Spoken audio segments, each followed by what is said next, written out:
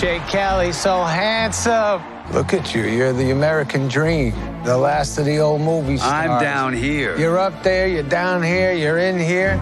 We did this together. After trying his hand at a big-budget, post-apocalyptic epic with white noise, Noah Baumbach is back in his comfort zone with another intimate character study, this time chronicling a famous actor's journey across Europe to attend a tribute to himself. As he's being celebrated for his work, he looks back on the less glamorous side of his life, the failed marriages, the fading friendships, and above all, the neglected daughters. The film is carried by a deeply personal performance by George Clooney. The role of a legendary movie star approaching his twilight years clearly resonated with him. He's as charming and irresistible as ever, but he also brings a real vulnerability to the character. He allows himself to be unlikable and sit in uncomfortable situations. Much like its title character, Jay Kelly is funny, sweet, sad, endearing, and a delight to be around. Suffice to say, after a slight stumble with white noise, Baum-back is Baum-back.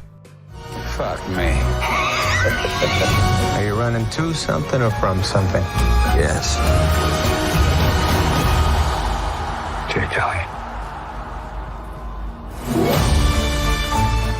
When I was watching Jay Kelly, it made me think of a lot of different films and directors. It reminded me of Sofia Coppola's Somewhere. A famous movie star takes stock of his life and refocuses on the important things, but it goes so much deeper than that film and has a much more distinctive visual style. It's like a James L. Brooks film or an Alexander Payne film, a frank, honest, naturalistic peek into the foibles of a miserable middle-aged man with a huge heart. It's slow, but it's never boring. It takes its time basking in this guy's empty, vapid life and the fleeting moments of beautiful realness that sneak in when he lets his guard down. It's like a Judd Apatow movie that actually justifies its bloated 2-hour-plus runtime. It's just as introspective as the work of those filmmakers, but it's more stylized and cinematic. It's like Deconstructing Harry, but with a much lighter touch. Baumbach shows Jay reflecting on his past by literally having him walk through his memories. It builds to a beautiful climactic sequence at the tribute, where a supercut of Jay's movies, which are really Clooney's movies, adding to the meta connection between the actor and his role, has his memories spliced into it. He's being honored for lifetime achievement, but the movies are just a part of his life. The real achievements of his lifetime are his 2 daughters, but he couldn't see that at the time, and now it's much too late to connect with them in a meaningful way. Not everyone can relate to a famous movie star who's constantly being hounded for selfies and autographs, but everyone can relate to loneliness and regret. Everyone can relate to getting so wrapped up in your work and your career that you miss out on life.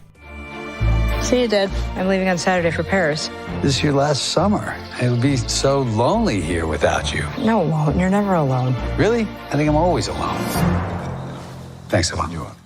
Adam Sandler gives a wonderful turn as Jay's longtime manager and one-man emotional support system. I love seeing the Sandman in this low-key register, and he brought me to tears a couple of times in this film. But if anyone is getting a Best Supporting Actor nod for Jay Kelly, it's Billy Crudup. He shows up for one early scene to give Jay the inciting incident of his story, and he nearly runs away with the whole film. Between his lifelong regrets and his method acting demonstration and the way he switches from friendly banter to bitter resentment, Crudup puts on a clinic in this scene. All my memories are movies. That's what movies are for us.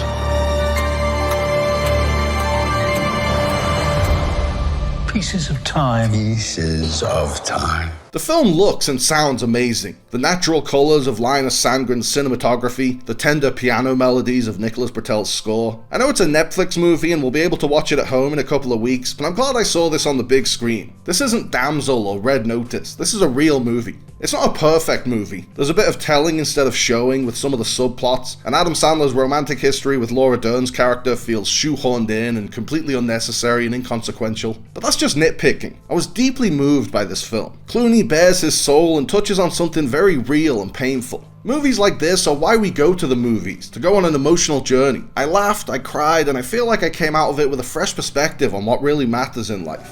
And cut. Can we go again? Really? I'd like another one.